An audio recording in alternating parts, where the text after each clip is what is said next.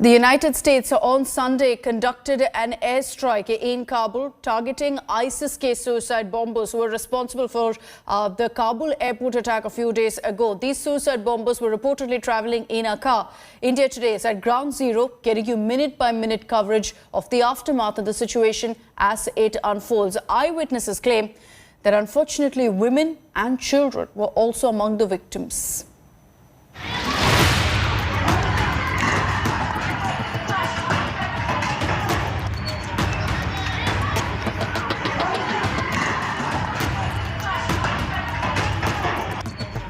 The Kabul airport area at the center of the chaos and bloodshed once again. On Sunday, a massive airstrike caused a huge explosion in a residential area near the airport. The building, approximately a kilometer away from the Kabul airport, was completely destroyed. Smoke could be seen billowing out from several kilometers away,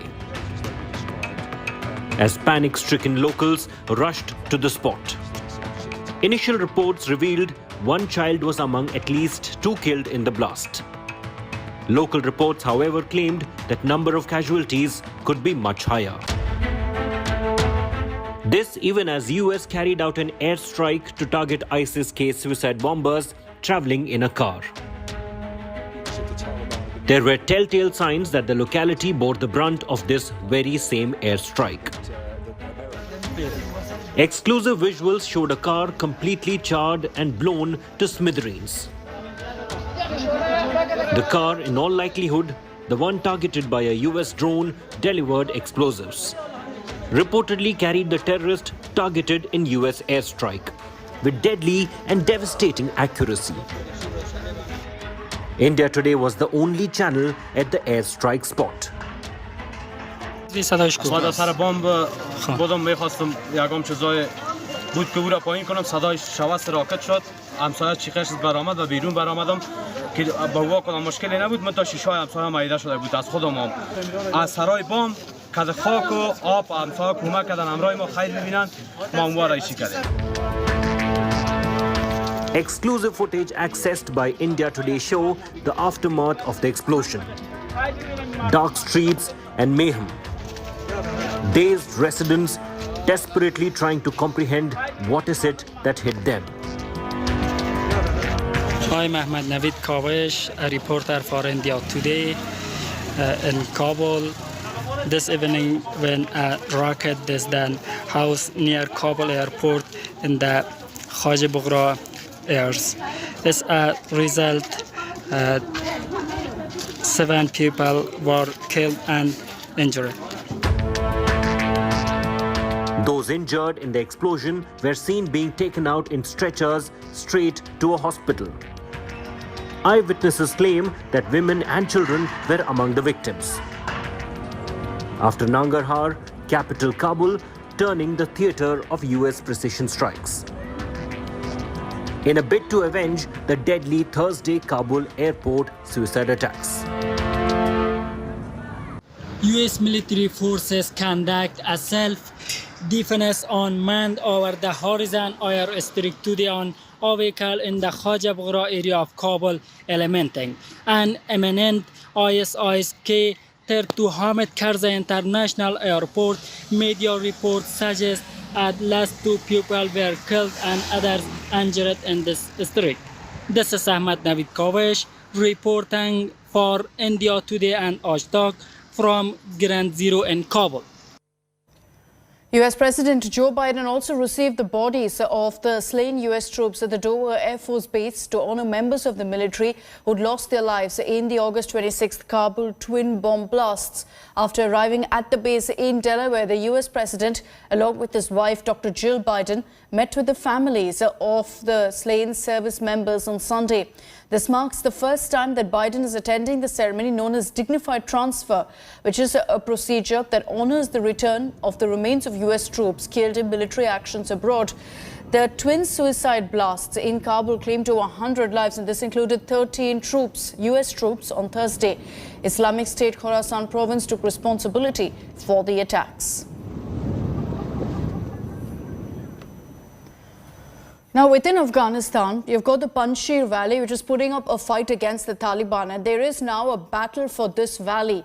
The Taliban claim that they've made gains in Panjshir. The forces of the anti-Taliban resistance have, however, denied these claims. Ahmed Masood, spokesman from Panjshir, spoke to India today and said these reports are nothing but Taliban propaganda and that the Taliban have not entered Panjshir. Negotiations between the resistance forces and the Islamic terrorist group are still going on. The Taliban have now shut down internet services in the valley, a move apparently aimed at preventing caretaker President Amrullah Saleh from tweeting and putting out constant updates. Panjshir is the only area, the only territory that's never been captured, neither by the Taliban nor the Soviets. The province is currently home to the anti-Taliban front led by Amrullah Saleh and the Northern Alliance commander Ahmed Shah Massoud's son, Ahmed Masood. This is not correct. This is part of their propaganda. They have a video from another place of Afghanistan, perhaps one of the another valleys, and they have shown that even they have distributed to some of the local TV channels in Kabul. This is absolutely wrong. The COVID situation over the weekend in Kerala still remains very worrying. There's been a minor dip in COVID cases, nothing that we can afford to celebrate yet. The state has reported 29,836 new infections and 75 deaths in the last 24 hours. The dip comes after the state continued to report over 30,000 fresh COVID cases for the fourth consecutive day. The Kerala government has declared a night curfew from today between 10 p.m. to 6 a.m. to curb the spike in infections. The test positivity rate in Kerala has also slightly dropped to 18.67%. Total active cases in the state now stand at 2,12,566, with a total death toll of 20,541. Kerala is one of the top contributors in terms of daily COVID cases. It accounts for more than half of the active infections also in India at present. It's raining medals for India at the Tokyo Paralympic Games. India have won 3 medals, including 2 silver medals, with Nishad Kumar sharing his second place. Vinod Kumar won a bronze in discus throw with an Asian record as well. It was a super Sunday for India in Tokyo. Not 1, not 2, but India won 3 medals, including 2 silver at the Paralympic Games. Nishad Kumar stole the show on the day with a high jump silver, which he shared with American Dallas Wise. The Indian soared as high as 2.06 meters to equal the Asian record and fetch himself his maiden Paralympic medal. Nishad was only 8 when he lost his right hand to a grass-cutting machine, but the young boy from Himachal never gave up on his dream. Thank you करना चाहता हूँ पूरे भारत का, अपने coach का और साईं का और पीएम सर का। इतना हमारे को सपोर्ट मिला और मेरे को इतना मोटिवेशन मिला सत्य सर से, अपने कोच से, और मैं बहुत खुश हूँ अपनी परफॉर्मेंस से। और मैंने पैरालंपिक फर्स्ट था मेरा और मैंने अपना मेडल जीता है। Nishad's medal came after Bhavina Patel had to settle for a silver in the table tennis competition following her loss in the final to world #1 Chinese. However, India ended the day with another medal, this time with a bronze from Vinod Kumar in discus throw. Vinod would consider himself unlucky to miss out on a silver medal as he maintained the second place for the majority of his competition with a best throw of 19.91 meters. Silver medalist representing India. Still, India did well to mark a historic day at the Paralympic Games with 3 medals that have only ignited a hope of many more to come. In the quarterfinals. Sports Bureau, India Today.